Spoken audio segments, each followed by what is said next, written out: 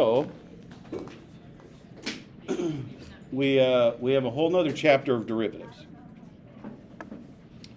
and then we'll be done with them sort of for the year.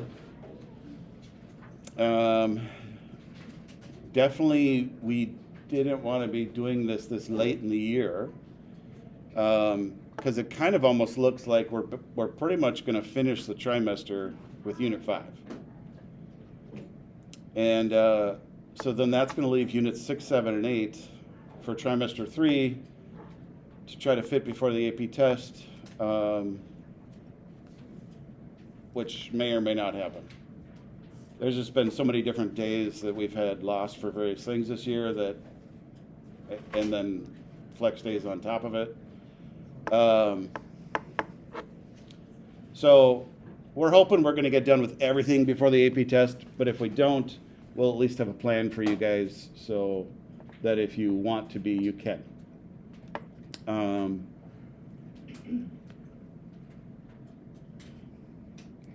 I don't necessarily think this chapter's that hard. It's going to feel very different than the last one, though. So for some of you, that might be good. Some of you, that might be bad. Some of you probably felt that last chapter the test went pretty decent. But I've heard all over the place. So, and that's not super uncommon at this point of the year. Nothing is like much more difficult or less difficult than anything else. They're just kind of all different topics. And that's what we're going to run into again. The main theme is derivatives. So as long as you get derivatives, I mean, that's kind of half of the issue. So understanding that derivatives means how fast something is changing or the slope will kind of guide you towards most everything in this chapter. Now, I've never actually started this unit with an example like this, but it's not terrible. And I kind of get the purpose of it. I figure, why not? We'll try it, see how it goes. I've been asked a lot lately what a secant line is. A secant line is just a line between 2 points. It's just a straight line. So on this thing, the first thing you're supposed to do is draw a secant line between the 2 points with dotted lines. So we'll start with that. I know, it's like art class, first hour. And it's going to feel very weird to me next trimester because I have calc 4th hour and 6th hour. And I'm not going to have it in the morning again. You guys may hate starting the day off with calc, but it's actually really good because it's much easier for you to think critically in the morning.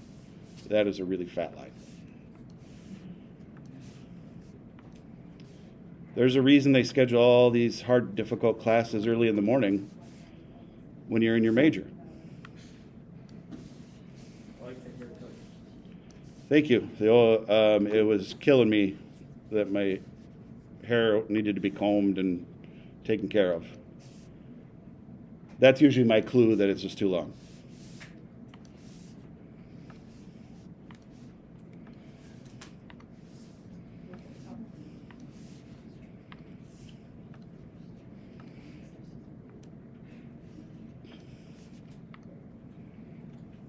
All right, I know that wasn't super difficult, but next step is to see and try to find if there is any location on the function where the instantaneous slope would match the secant line. So if you're not sure what that means, I can kind of draw it to show you.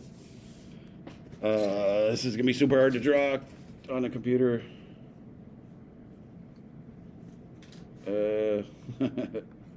That's really hard. I am not an artist.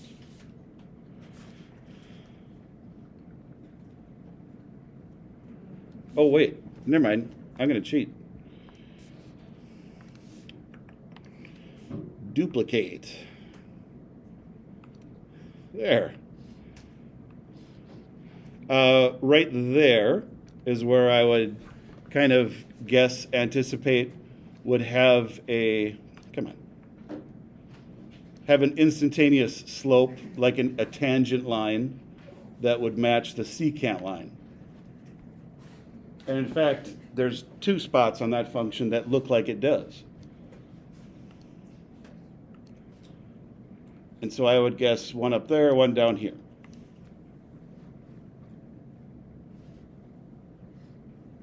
If you want me to label them, I certainly can. This is a secant line. This is a tangent line.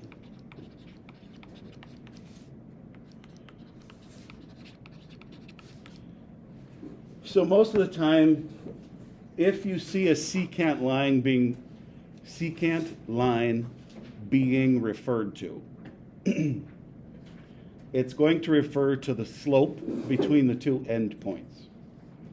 That's almost exclusively what the secant line will be referred to as. And so that's what I just drew right here. So we're focused on x equals 1 to x equals 9.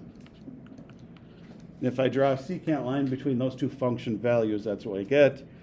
And for this particular function, I had two tangent lines, which are instant slopes. So it's like when the derivative, right? So I had two tangent lines that look like they're the same as the secant line. If you guys can, on the other three pictures, maybe you already did, see if there's any other locations on these other pictures that may have that.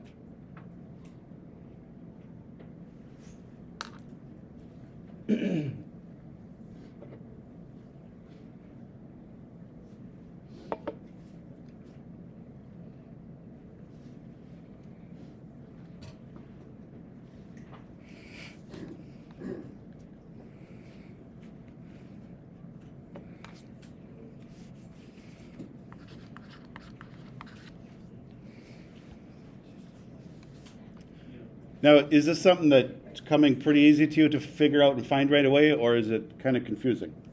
That's kind of what would be helpful for me. Does this make sense what to do?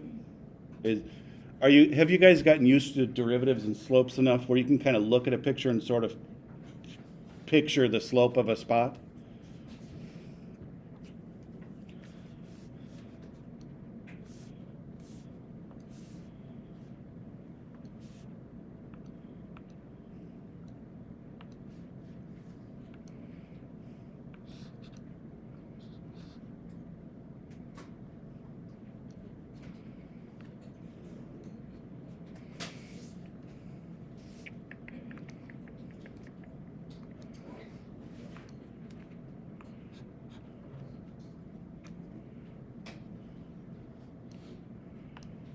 Okay, so those would be my guesses. Second picture, no, nothing even close. Third picture, the top of this little arc. And then the fourth picture, kind of, not even sure a good way to describe those, but the side of that little arc.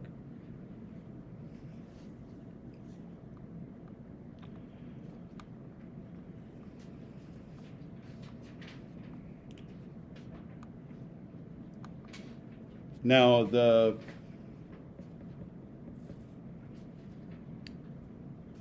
what we're supposed to get out of this is, it may not be obvious to you what you're supposed to be looking for.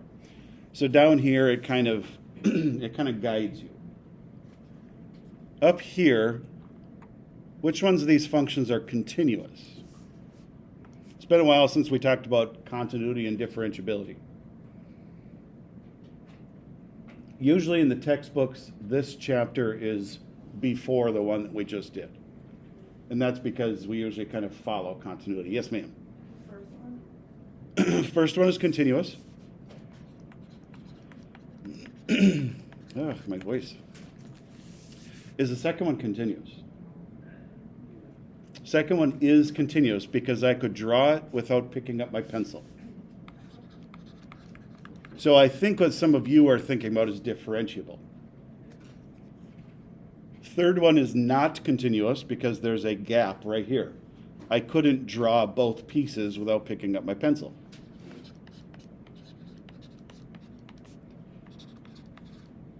Did I spell that totally wrong? Continue. No, we're good.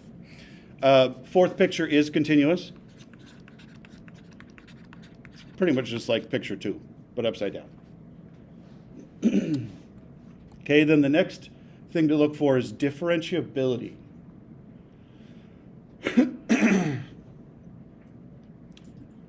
If something is not differentiable, then that means it would be a location where you cannot find slope. So saying something is differentiable is sometimes harder to explain. Something being not differentiable is easier to point out. So if you have any gaps, if you have sharp points, if you have vertical spots, these are spots where you can't find slope. So this second picture is not differentiable because of that point.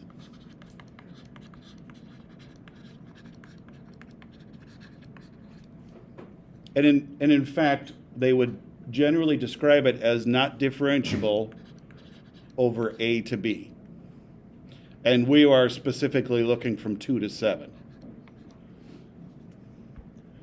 So even on the continuity, I should have been better about this. I should have said it was continuous from 2 to 7, because that's actually what all we're looking at for this one. This is not differentiable from 2 to 7. How about any of the other pictures? How about first one?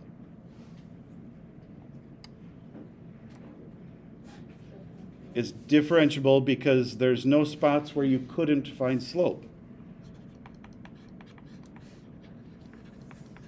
Generally, if you have kind of a smooth, continuous, normal graph, it's going to be continuous differentiable and pretty much be able to find anything.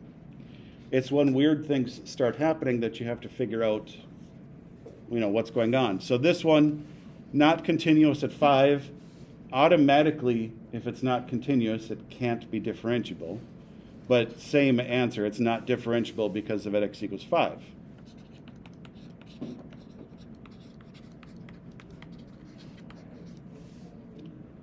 Now, if we were focused only from 1 to 5, like let's pretend the second half of this graph didn't exist, then it would be continuous and differentiable. We mainly have to focus on what we're being asked to look at. And so when we answer questions like this, it's mainly where we're looking, and we don't care what happens outside of that. Figure 4 is not differentiable. Like I said, it's the same as picture 2, just upside down.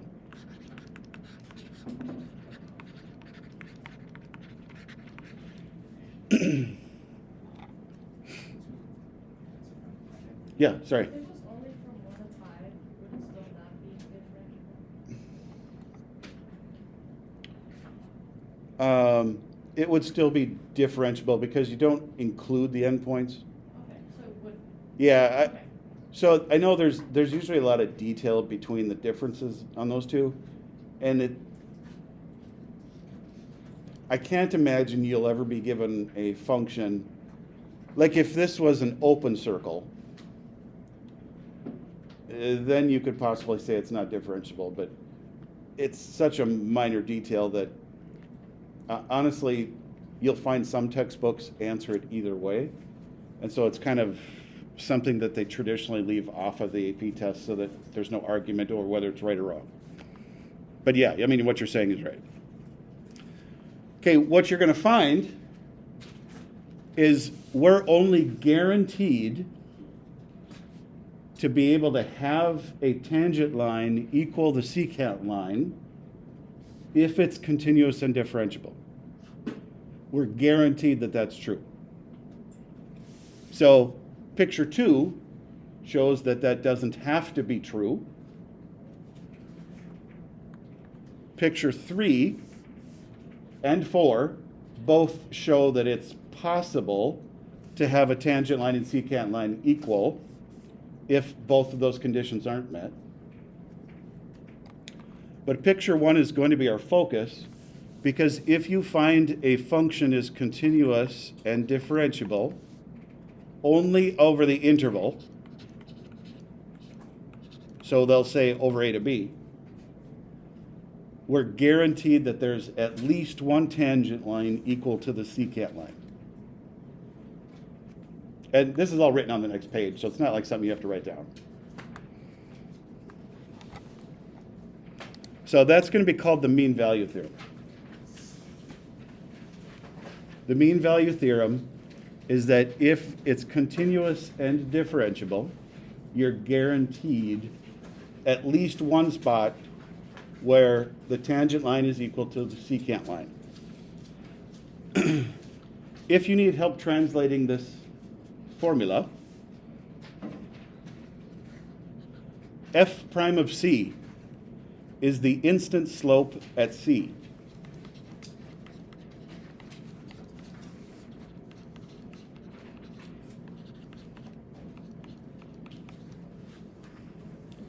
This is the tangent line,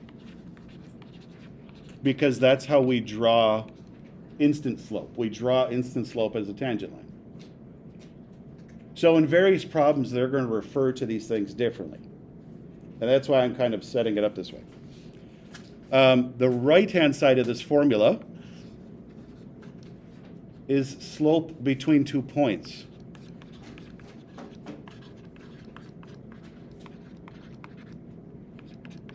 This is a fancy way of writing y2 minus y1 over x2 minus x1.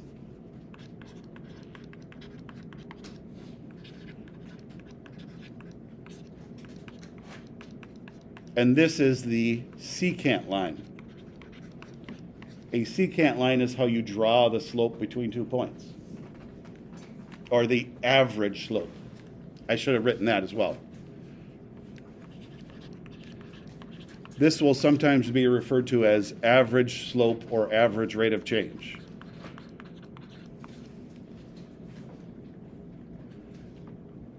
Now, you don't traditionally have to memorize this formula, even though, like, once you understand what it is, there's nothing to memorize.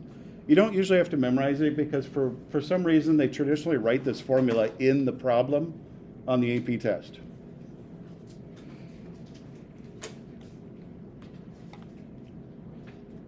I don't know. How are we? Are we okay with what's up there? Are we okay with terms? Is there something up there that you don't remember what the notation stands for, anything like that? Because for the most part, if you understand the setup, then these questions will go very quickly / easily. Now the two endpoints, doesn't matter where they are. They can be wherever they want, as long as it's a continuous differentiable line. These two endpoints will be guaranteed that you have one spot that's at least, the same. You can have more than one spot, but you're guaranteed one. Now down below this says Rolle's theorem. Now, for the life of me, I have never heard why Rolle's theorem is a thing. I understand Rolle's theorem and I get it.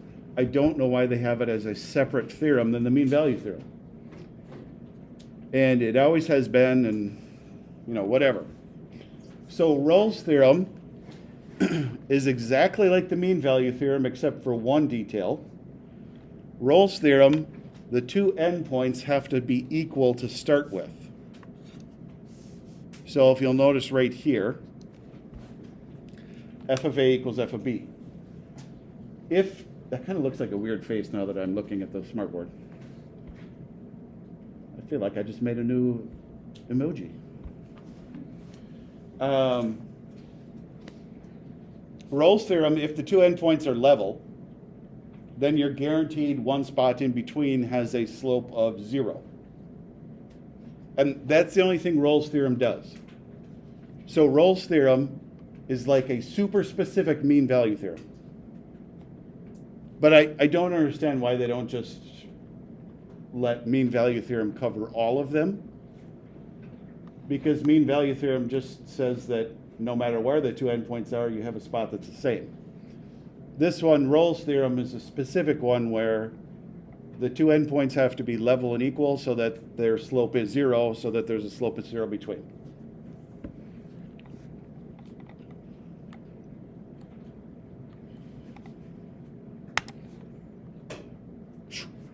That was a lot.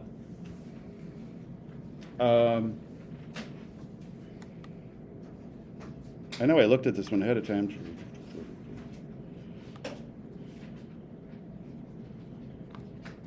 Sure, let's fill it out. Why don't you guys quickly graph those?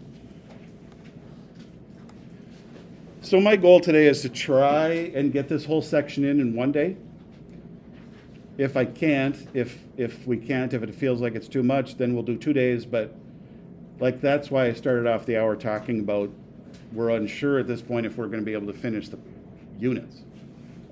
So when something goes well for us, I kind of feel like we should start moving faster if we can. And I get that it's mentally draining, and I understand all of that. Because it is for me too. Teaching calc takes a lot of brain power.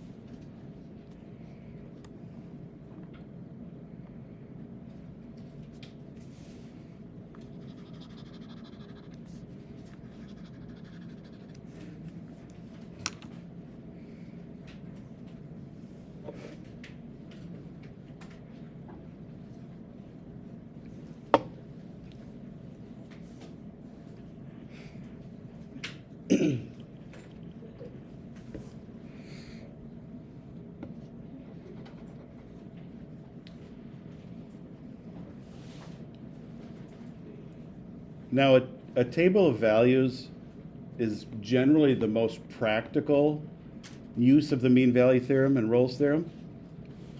And that's because the table of values, you don't always have every single answer. But the mean value theorem kind of guarantees that there will be an answer somewhere. And tables generally happen when you're doing some sort of experiment, when you're recording things, right? Even if you have some kind of electronic recording, it doesn't usually theoretically count as, like constant over time. It still takes intermittent readings a lot of times.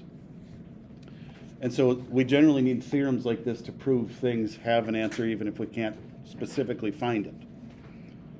Up at the top, though, we were told that this was differentiable continuous. That's good, because if those two criteria don't happen, we can't use mean value theorem or Rolle's theorem.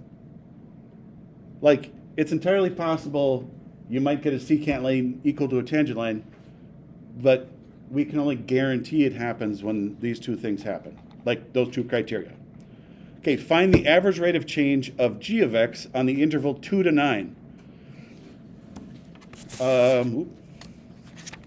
Neil, how would I do that? How would I draw that? Whatever. You have to draw the line first, just following the flow of the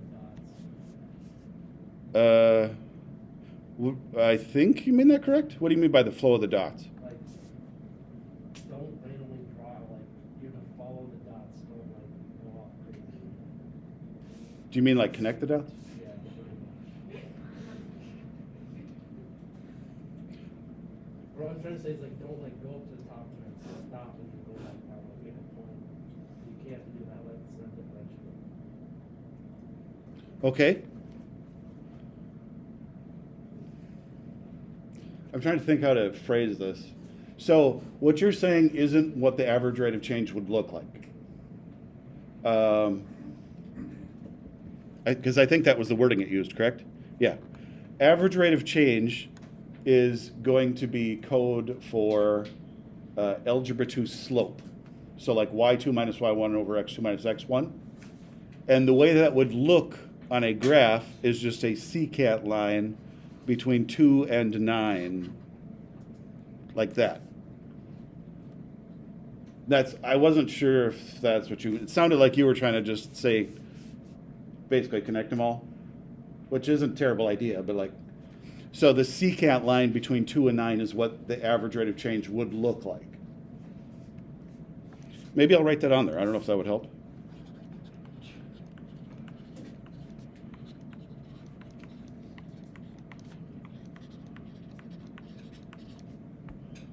Okay, average rate of change. If I want to find that actual slope, then I would pick these 2 points and use their numbers to find the answer. So 11 minus 4 over 9 minus 2. So 7, 7, 1. So this has a slope of 1.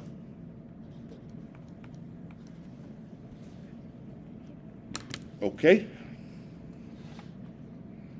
And we definitely weren't, oh, it did say that, find it. So we just found it. B is g prime of 6 equal to the slope of the secant line from part A.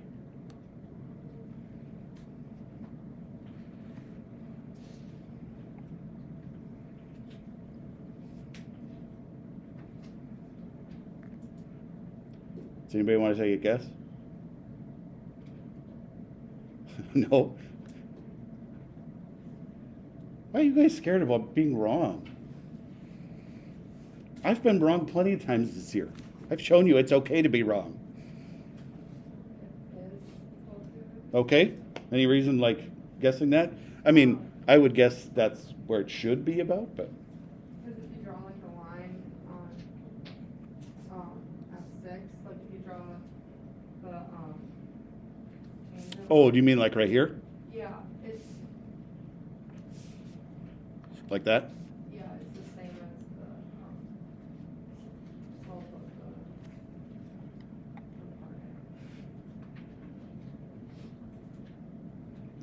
A. That's true.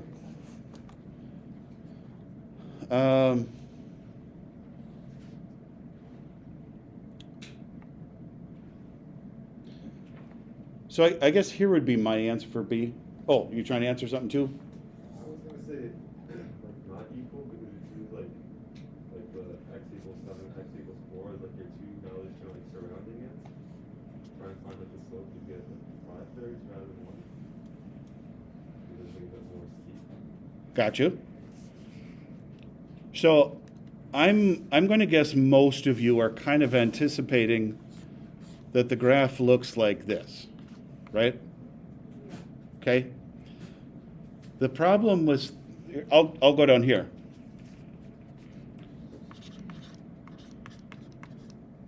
That's going to be the answer for that one. So the issue with this is it looks like that's what the graph is doing, but because you have a table of values, why is it not erasing? There we go. Oh, I think I just erased no clue. Because we have a table of values, we really have no idea what's going on. Like, for all we know, I already missed, okay?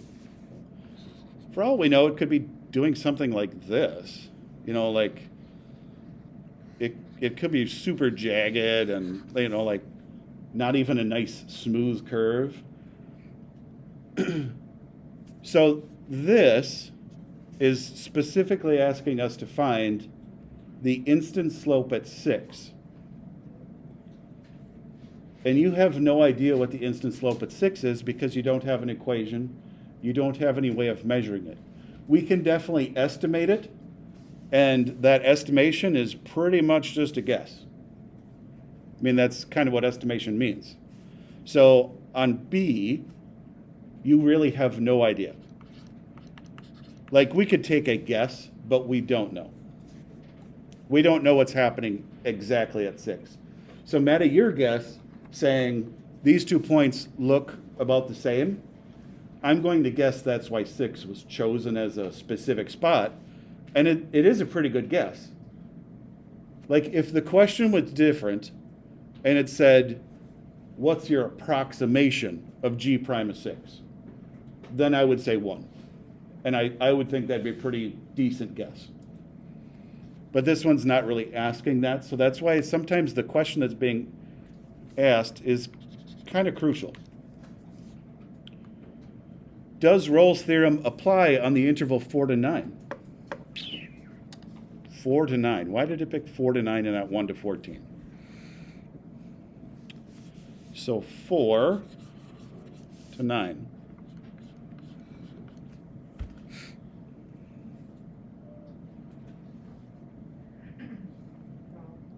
No?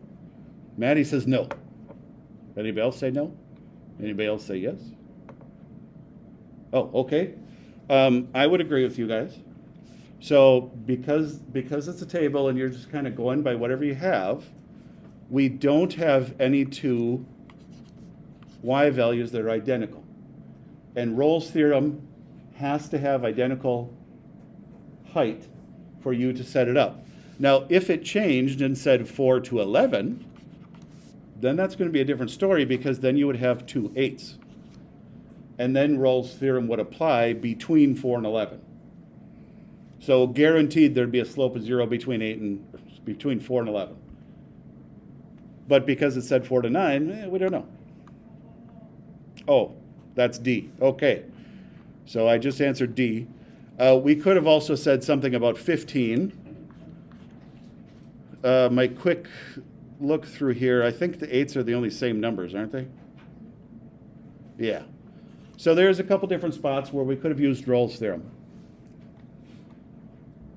If I could back up for a second and go back to question A, when it said find the average rate of change of g of x on the interval 2 to 9.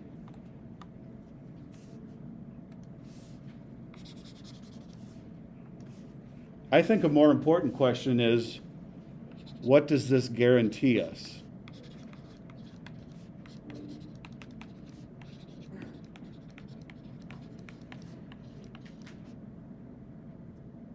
I feel like I spelled that wrong.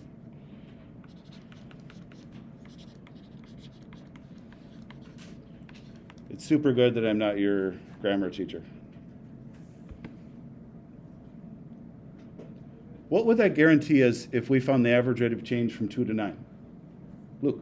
Isn't it somewhere in between that interval it has to have the same slope? Perfect. There will be, oh God, be at least one x value with an instant slope of 1.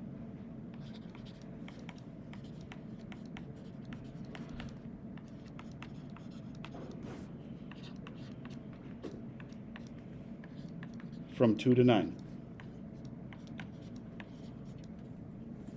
That's how we're going to use mean value theorem and Rolle's theorem. When you can't find specific answers, but like maybe for some reason you need to know that will happen. Like a slope of 0 sometimes usually guarantees like x-intercepts. Like that's why they say Rolle's theorem. It guarantees x-intercepts because if you have a negative answer and a positive answer, well, we know it's going to cross somewhere in between. We know it also would have to have a slope somewhere of 0 in between. And so we use these theorems to prove things like that. Okay? So this is going to be a different setup where we're given equations and we're going to be asked to find specific things. Now, before you can even do these questions, you have to verify that Rolle's theorem would work. So the first thing we look for, continuous. Is it continuous? Okay, we have a polynomial. Do you guys remember what an equation would look like if it's not continuous? Like what would be in the equation Yeah, like if you got it divided by 0, if you got a negative square root, if you got illegal values, things that can't happen, those would be values that wouldn't be continuous. On this one, you can plug any number in place of x, and theoretically, all we care about is between -3 and 1. So continuous, yes. Differentiable. Differentiable would require us to look at the derivative, because we're not going to know information about the differentiability unless we look at the derivative equation. So 2x plus 2 is also a polynomial. There's no locations that's divided by 0. There's no values that you can't use. So that means it's differentiable from -3 to 1. Now this one specifically said for Rolle's theorem. So Rolle's theorem, then we have to check if the endpoints are equal. So does f of -3 equal f of 1? That's what we'd have to check for. F of -3 would be 9 minus 6, so 3 minus 3, 0. F of 1, 1 plus 2 minus 3 is also 0, so that checks. All right, we're able to use Rolle's theorem.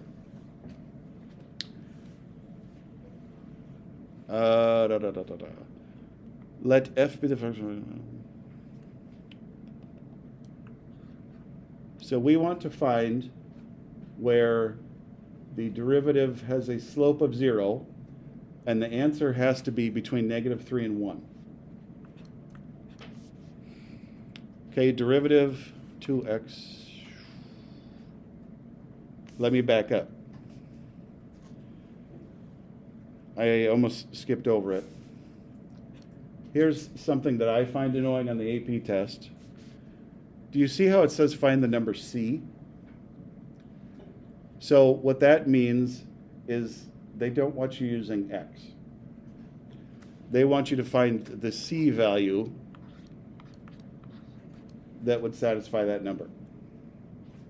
If you look at the mean value theorem formula, it says f prime of c equals stump. Well, f prime of c is the same equation written with a c. So Rolle's theorem and mean value theorem, they usually want you to write a c so that the answer is c. You know, whatever. Subtract 2 divided by 2, you get -1. This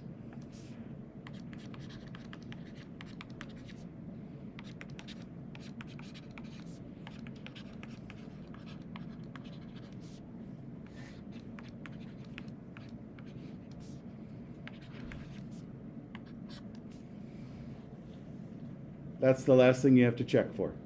Because sometimes you'll get multiple answers. And if you get multiple answers, you'll have to make sure that only the ones we care about are what we were asked about.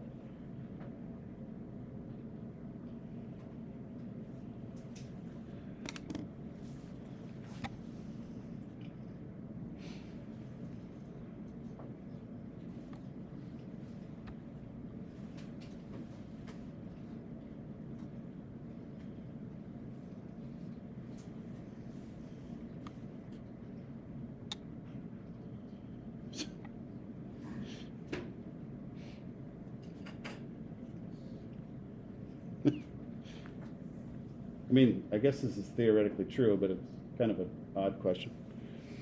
Sports car speedometer registers 50 miles per hour as it passes a patrol car stationed at a mileage marker. 4 minutes later, the car passes another patrolman at a marker that is 5 miles from the first. The driver notes that the speedometer registers 55 miles per hour. Can the highway patrol use the mean value theorem to prove that the driver was exceeding the speed limit of 70 miles per hour at some time between the 2 mileage markers? How do we know he's speeding? I guess, should we start with that? Other than there's a picture of a Lamborghini, but that shouldn't imply that you're speeding. You guys are drivers now. You're supposed to know the super easy, what does 60 miles an hour tell you? 1 mile per minute. Yeah, mile a minute. And you drove 5 miles in 4 minutes. Correct. Speeding. That was my instant giveaway that it was going to be a decent amount above 60. What was the average speed between the 2 points?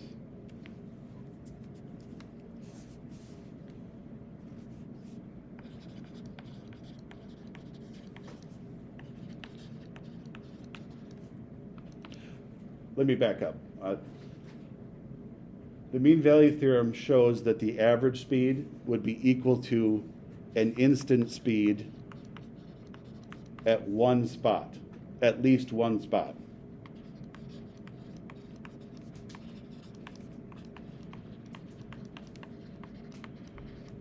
So if your highway patrolman is trying to check if this car has been doing 70 plus,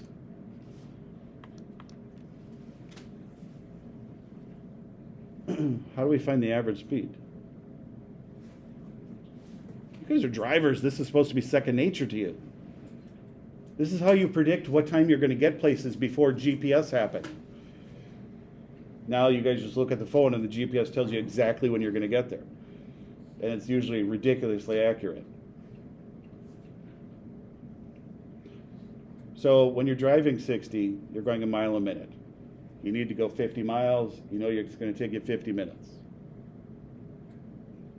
You got spare time when you're driving. You can calculate these things. There's nothing to think about when you're staring at a road, especially on freeways and highways. Okay, well, if we went 5 miles in 4 minutes,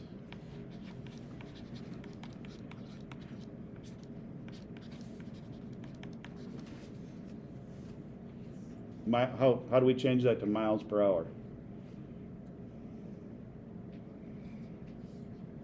Okay, I'm worried about generations of drivers here.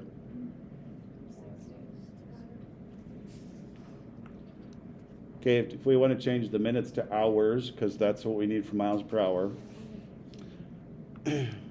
I figured you would know this from chemistry. 60 minutes is 1 hour. Minutes cancels out. So what is that? 300 divided by 4. So that's 75? Bless you.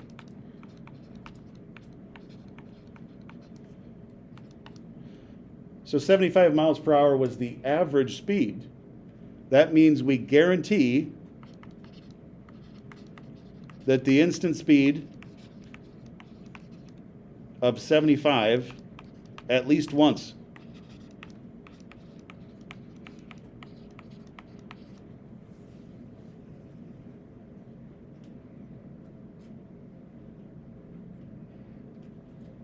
Is this throwing you off because it's not set up as points or like data like previously we had? I thought this would be super relatable to you because you're drivers now. I've never driven a Lamborghini, but I still understand this question. Granted, before I die, I feel like that should be a life goal.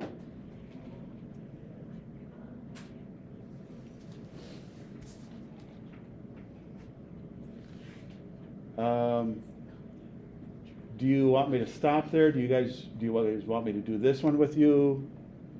I don't know what the yes was. I asked 2 questions and I saw nods. Would you like me to do this question with you? Okay. My fault was that I asked 2 specific questions that were yes, no, and okay. Let h of x equals 5 minus 4 over x. Okay, immediately this raises red flags in my brain because we've got 4 over x. Find all values of c in the open interval 1 to 4. Oh, well then I guess those red flags went away because there is only a red flag at 0. And we're only looking from 1 to 4, so okay, red flag out. Find all values of c in the open interval 1 to 4 guaranteed by the mean value theorem. Mean value theorem is f prime of c is equal to f of b minus f of a over b minus a. Like I said, you don't need to directly know that one. It'll usually be given to you. but it shouldn't be difficult to remember it. F prime of c is the derivative with a c value instead of an x value. Okay. Derivative h prime of x would be 0. Okay, negative 4 over x, I'm going to treat as negative 4x to the negative 1. So I'll do the derivative with power rule. So it would be positive 4x to the minus 2. Okay, so f prime of c is 4 over c squared. Okay, whatever, that works. F of b minus f of a is going to be 4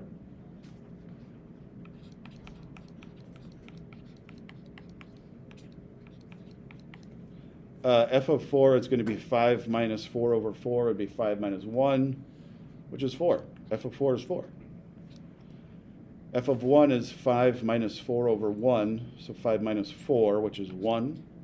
This is kind of lame. These are too easy. You guys are smarter than that. So 1. I wanted to write it as 4 over c squared because I feel like some of you forgot how to solve these. And this would be a decent reminder.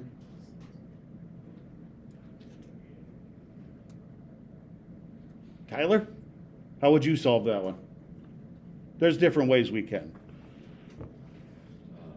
Multiply c squared each side. Nice. That's what I would have done as well. Multiplying by c squared would make it up on the top and not on the bottom. And then it would say 4 equals 1c squared. Take the square root of both sides.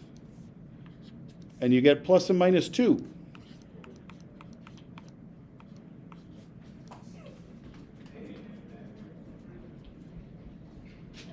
But we only care about 1 to 4. And so we only care about positive 2. Now, if I drew this, I should have done that from the start maybe. 1 to 4. And we just found at x equals 2.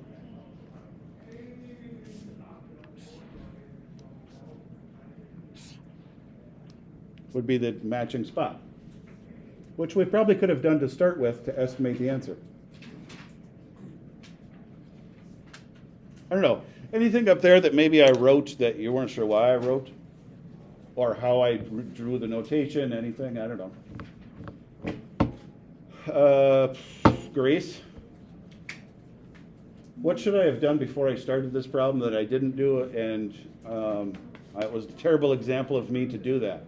What should I have started with before I even did the problem?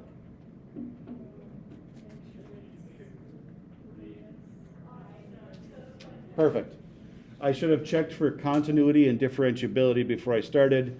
I sort of did unofficially when I talked about red flag because I saw 4 over x. So it's not continuous at x equals 0. It's not differentiable at x equals 0.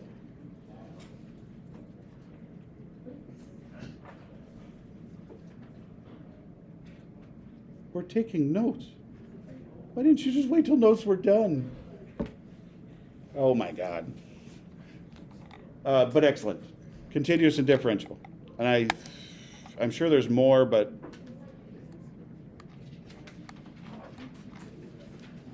I feel like we will stop here. I know it's kind of a big ask because we just took a test, but I'm thinking this went okay enough for us not to do another day on it. I'm not expecting or anticipating that you would be done with the homework by tomorrow.